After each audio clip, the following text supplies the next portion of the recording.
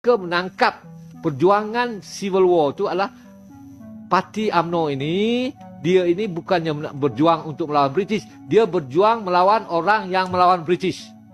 Itu dia perjuangan UMNO.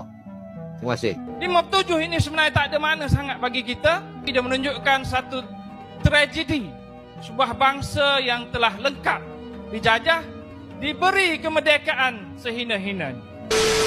Saya sering jelaskan, tahun 57 ini bukan kemerdekaan milik kita, tetapi menggambarkan bahawa kita kehilangan begitu besar hak, begitu besar identiti sebagai sebuah bangsa, dirampas, dicuri, dieksploitasi, diperham dengan begitu teruk sekali. Tahun 57 ini adalah satu fasa penjajahan. Kerana selepas itu penjajahan dalam bentuk yang lain berterusan sampai hari ini. Tahun 57 itu